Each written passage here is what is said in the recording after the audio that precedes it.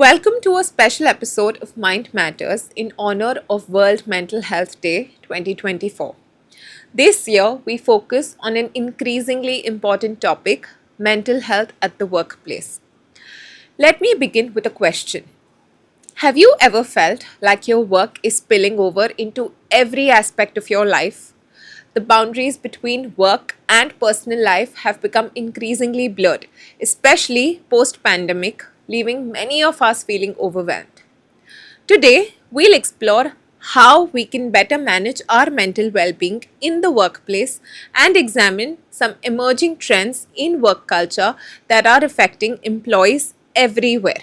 The statistics surrounding mental health in the workplace are alarming. Approximately 15% of working age adults globally experience mental health disorders at any given time. This means that many of us or our colleagues are struggling, yet, only 13% of employees feel comfortable discussing mental health issues at work. The workplace has undergone significant changes in the recent years, especially post the pandemic. Employers are also increasingly aware of the need for mental health support, with 81% of organizations reporting an increased focus on this issue. However, despite these efforts, 60% of employees report feeling emotionally detached from their jobs, and nearly 48% state that their mental well being has declined in the last year. These figures suggest that while companies might be attempting to address mental health, there is a significant gap between intent and meaningful action. Several new workplace trends have emerged that reflect the changing dynamics of work, each carrying implications for employee mental health. Let's see what these new trends are and if you can relate to any. The first one is quiet quitting. What does this mean? It's when employees don't outright quit, but they do disengage. They show up, they do the bare minimum and check out. They are burnt out, frustrated, or maybe just start to feel that whatever they do anyway does not matter. 60% of employees around the world feel emotionally detached at work as per a recent study, and this detachment is what fuels quiet quitting. Now let's get to the next term, which is the burnout culture, a very popular term that we've all come across. The hustle culture is glorified, but let's be real, it's toxic. The glorification of working late, skipping breaks, and being always on is a fast track to burnout. The World Health Organization now recognizes burnout as a legitimate workplace syndrome. It's no longer about just being tired. Rather, it's about feeling emotionally exhausted and detached from your job. The third term is dry promotion. What is dry promotion? This is when you get promoted, but there's no pay raise or meaningful change in responsibility. This leads to frustration, disappointment, and feeling unappreciated.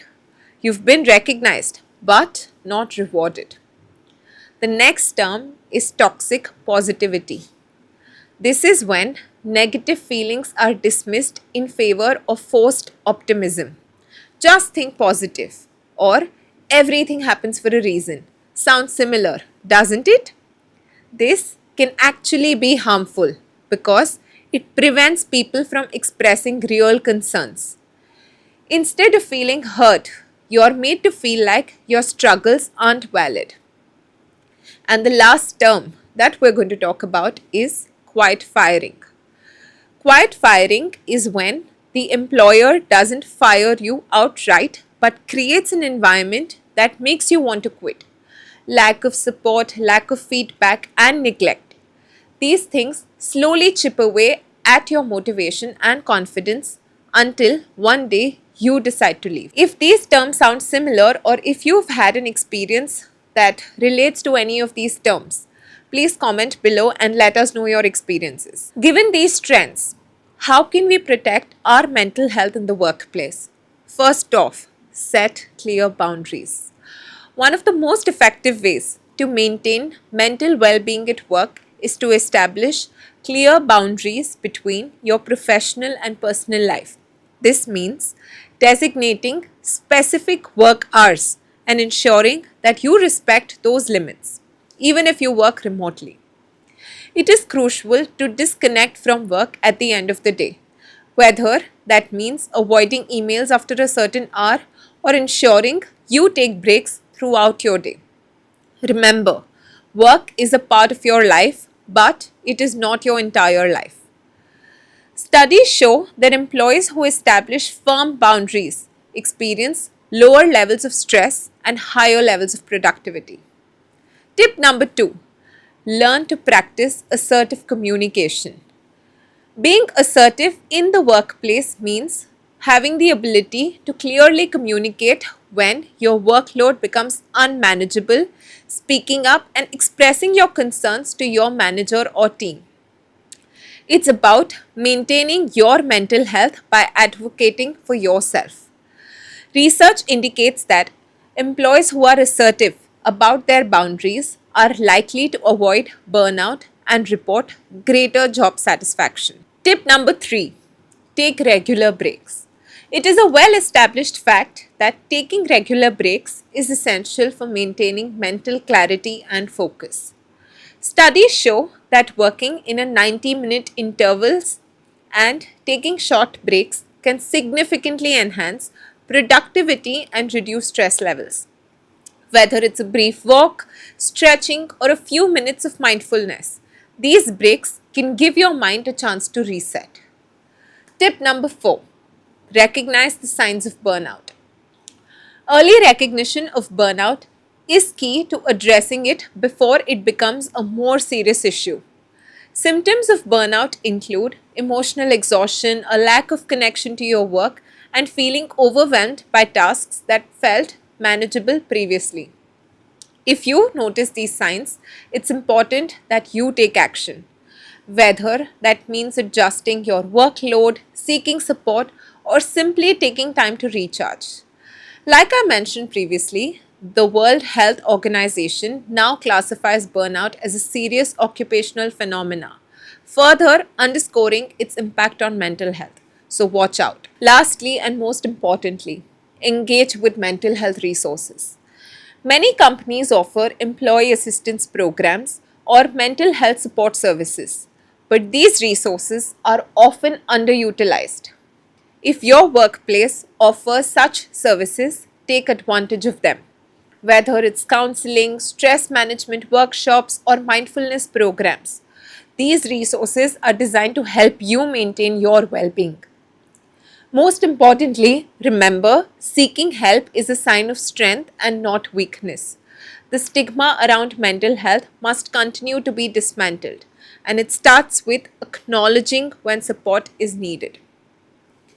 As we observe World Mental Health Day 2024, let's take this opportunity to reflect on the importance of mental well-being at work. Mental health at work isn't about just feeling good.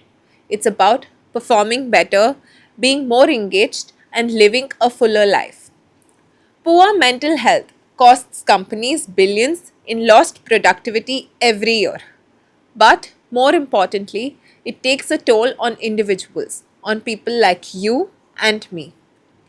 Protecting your mental health is not a luxury, it's a necessity.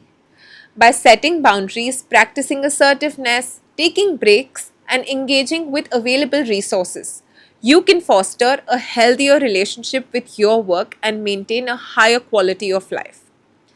Thank you for joining me today on this special episode of Mind Matters.